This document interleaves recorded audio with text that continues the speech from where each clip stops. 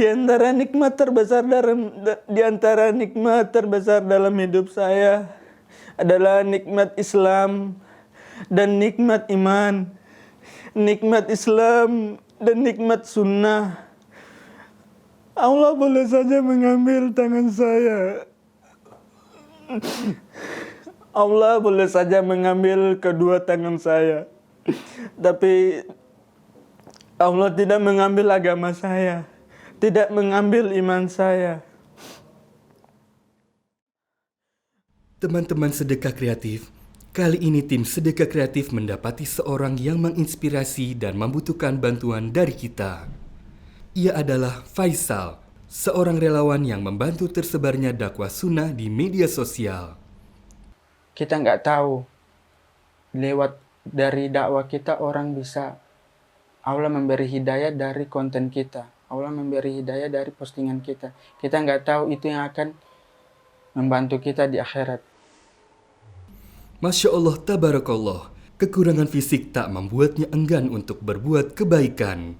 Ia mengisi waktunya dengan mengedit video-video kajian dan murotal dengan kakinya.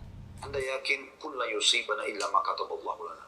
Allah mengatakan dalam Al-Quran, katakanlah kami tidak akan ditimpa kecuali dengan apa yang sudah Allah catatkan buat kami. Awalnya, ia tidak kuat menjalani hidup dengan kehilangan kedua tangannya.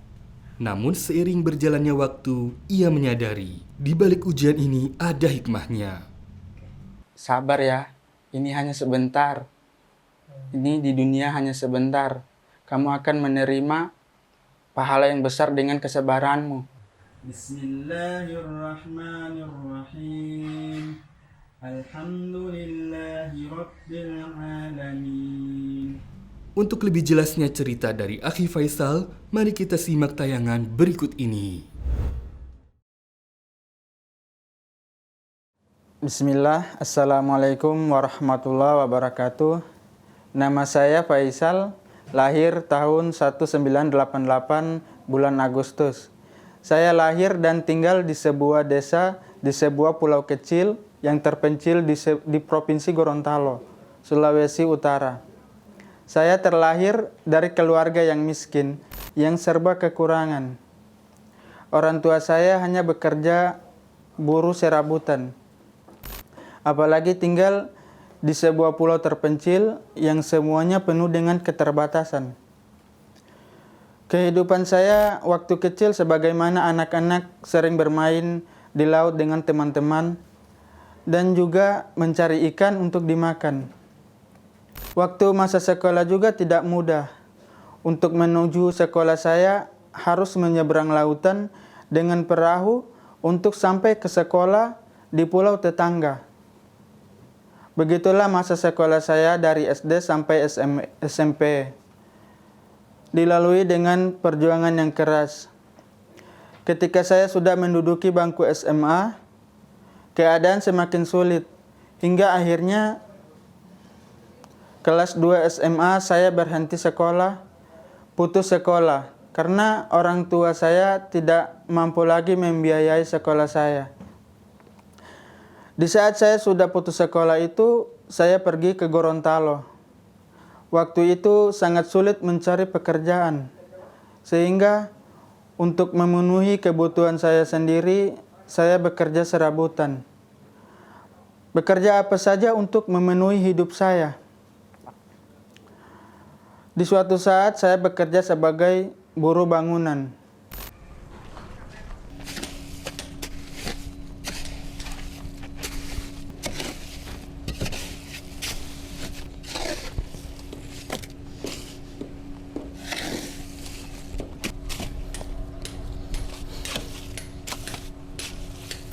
Pada hari Senin, tanggal 10 November 2010, jam 5 sore waktu itu, dunia saya tiba-tiba gelap. Begitu mencekam. Saya kesetrum listrik, tegangan tinggi. Kronologisnya, waktu itu saya berada di atas bangunan lantai 2, sedang mengambil campuran semen dari bawah menggunakan ujung besi yang dikaitkan ke ember berisi campuran. Dan besi yang saya pegang itu tersangkut di kabel induk listrik PLN tegangan 22.000 volt.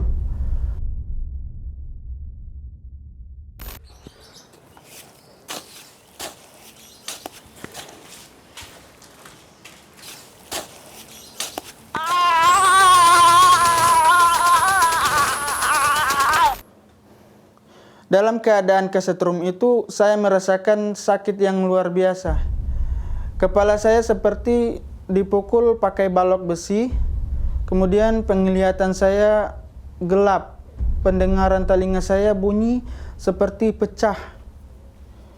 Lalu teman yang di dekat saya, teman kerja saya langsung memukul besi itu, sehingga saya terlepas dari aliran listrik dan saya terpentar ke belakang.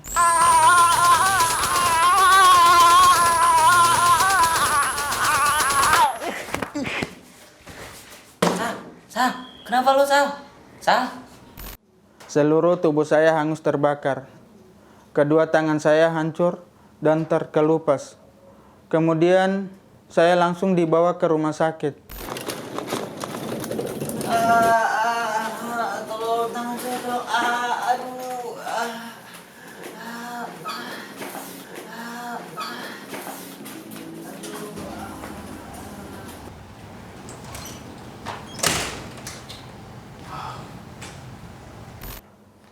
Keesokan harinya baru saya ditangani dokter.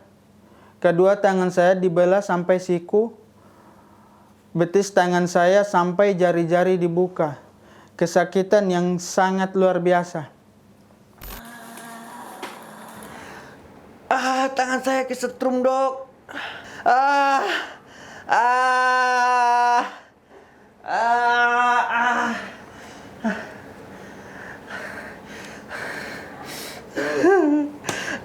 Tangan saya, Dok.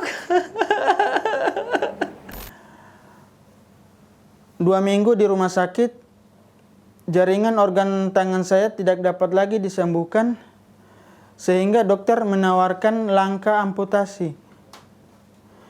Kedua tangan saya sudah hitam dan membusuk. Kedua tangan saya bahkan terus mengalami infeksi dan merembet ke bagian tubuh lainnya hingga membahayakan keselamatan jiwa saya. Pak, ada yang ingin saya sampaikan kepada Bapak dan keluarga mengenai kondisi terkini dari Faisal. Dan ini tidak menyenangkan, Pak. Ada apa itu, Dok? Ini mengenai kondisi dari Faisal. Kenapa itu, dokter? Anak saya baik-baik saja, kan? Jaringan organ pada tangan Faisal tidak bisa disembuhkan lagi, Pak.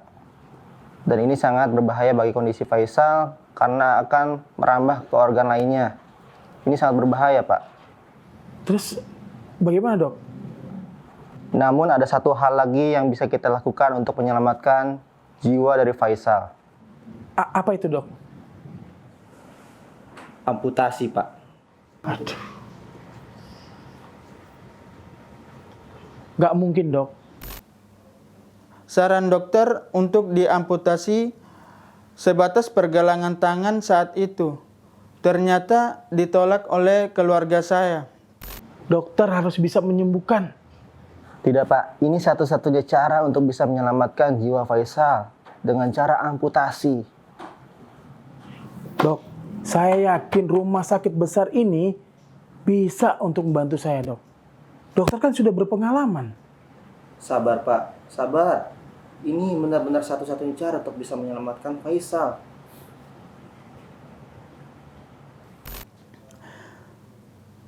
Karena ketidaktahuan dan rendahnya pengetahuan keluarga, mereka bawa pulang paksa saya dalam keadaan tangan yang membusuk. Mereka mau bawa saya berobat ke dukun kampung.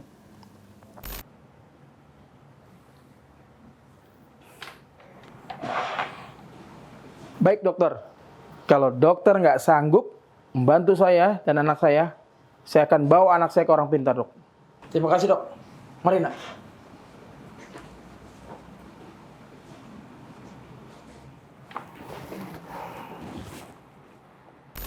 Berhari-hari saya terkapar dengan kesakitan yang sangat. Tubuh saya tinggal tulang dan sudah mengeluarkan bau busuk. Karena luka-luka saya sudah tumbuh ulat dan belatung. Saya merasa sudah diambang kematian.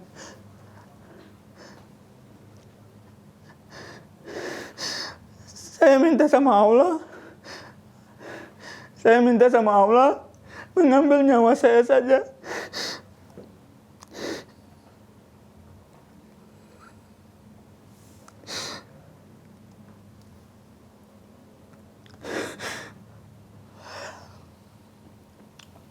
Saya minta sama Allah mengambil nyawa saya saja.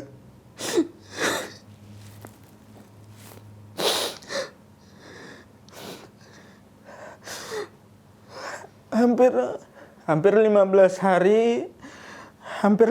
hari saya tanpa pengobatan dengan tubuh yang mengeluarkan bau. Hampir 15 hari saya tanpa pengobatan dengan tubuh yang mengeluarkan bau. Ada pihak pemerintah daerah yang mendengar penderitaan saya. Kemudian mereka bantu saya dengan membawa saya kembali ke rumah sakit.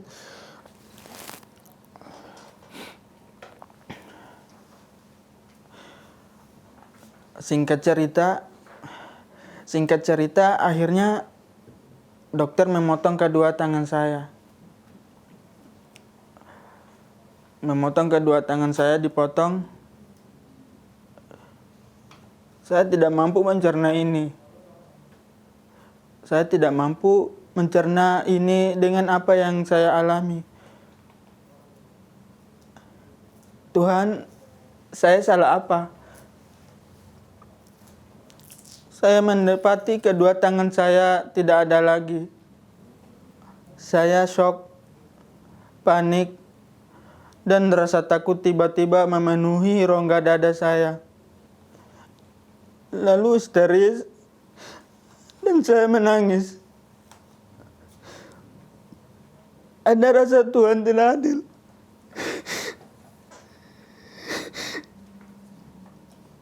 Ada rasa Tuhan tidak adil. Ada rasa cemas dan takut yang begitu menghujam, yang memupuskan harapan hidup saya. Aku ingin mati saja.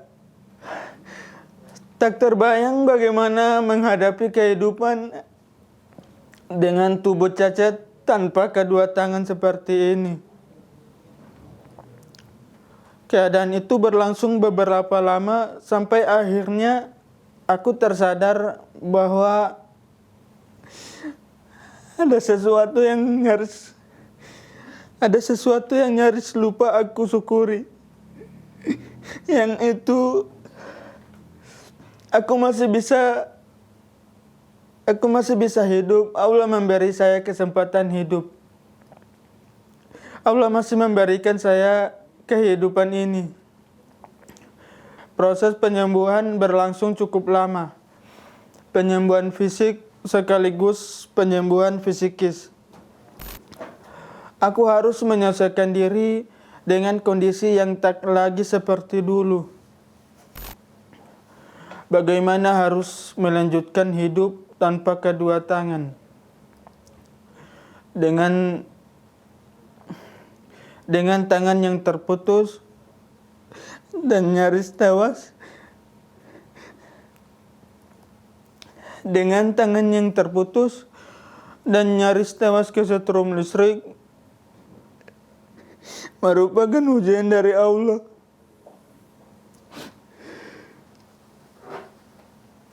Dan bagiku merupakan hidayah darinya. Dari situ saya sadar dan berniat merubah semua yang tidak baik menjadi seorang hamba yang dicintai Allah, Sang Pencipta.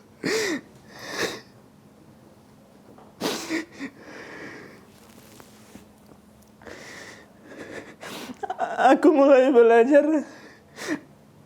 mulai belajar mempelajari ajaran Islam. Setelah itu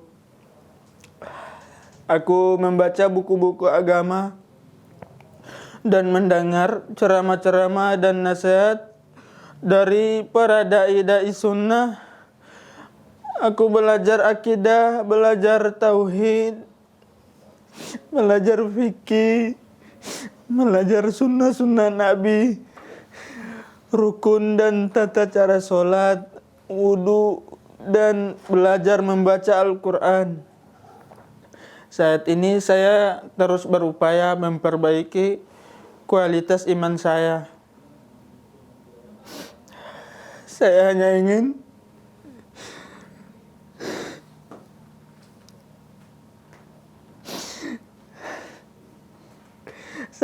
ingin diampuni dosa saya. Saya hanya ingin diampuni dosa saya oleh Allah dan diberi rezeki yang halal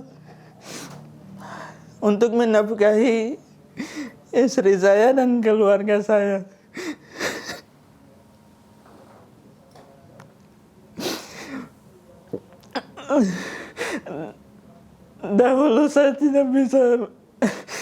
Dahulu saya belum bisa menerima ikhlas kondisi saya seperti ini.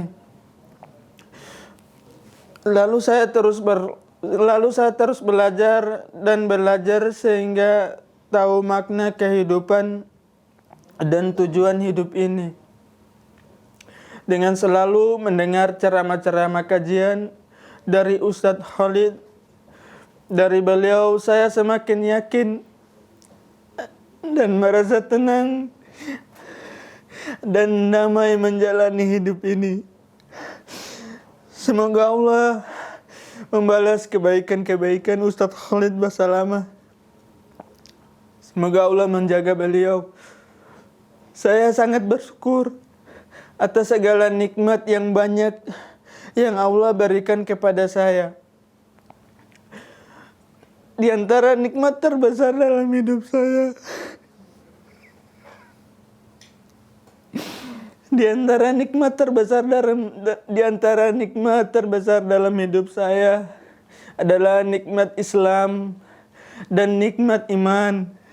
Nikmat Islam dan nikmat sunnah. Allah boleh saja mengambil tangan saya. Allah boleh saja mengambil kedua tangan saya. Tapi Allah tidak mengambil agama saya, tidak mengambil iman saya. Untuk teman-teman di luar sana yang mungkin masih mengeluhkan hidup atau keadaan yang sedang dialami, ketahuilah saudaraku, segala hal yang ada di dunia ini sifatnya hanyalah sementara. Setiap rasa kesakitan, kesulitan, kepayahan, lelah dan letih, setiap kesenangan dan kebahagiaan, semua itu hanyalah sebentar saja yang akan hilang dan pergi. Ibarat sebuah bahtera perahu di lautan lepas yang selalu diterjang oleh badai ombak dan gelombang. Ujian dan cobaan, seperti itulah kehidupan di dunia. Jadi, tetaplah kuat, semangat dan sabar menjalaninya. Teruslah berdoa, minta pertolongan kepada Allah akan kemudahan dan kesabaran hati agar ikhlas menerima setiap yang Dia kehendaki bagi kita. Agar tetap tabah mengarungi samudera kehidupan ini. Teruslah belajar dan berusaha senantiasa memperbaiki diri dan keadaan yang lebih baik. Saudaraku, tetaplah semangat dalam beribadah dan berbuat kebaikan sampai ajal menjemput. Allah tidak akan menguji hambanya, melainkan sesuai dengan kesanggupannya. Ingatlah saudaraku akan janji Allah bagi orang-orang yang beriman kepadanya dan bersabar di dunia ini. Allah menyediakan pahala yang besar dan surganya yang seluas langit dan bumi yang mengalir sungai-sungai di bawahnya. Bergembiralah saudaraku, Allah mencintaimu.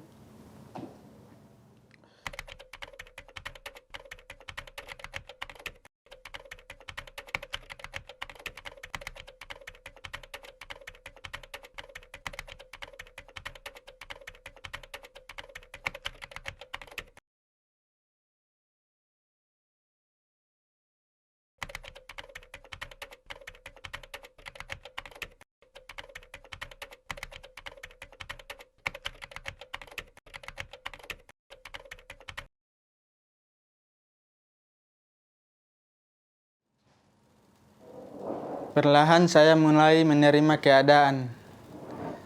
Sedikit demi sedikit, saya belajar sabar. Bahkan saat ini saya bersyukur masih memiliki kaki dan panca indera lainnya yang masih berfungsi dengan baik. Dengan kaki ini, saya masih bisa melangkah ke masjid.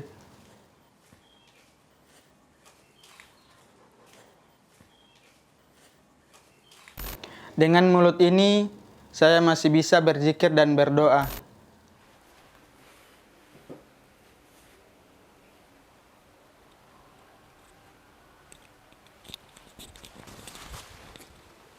A'udzu billahi minasy syaithanir rajim.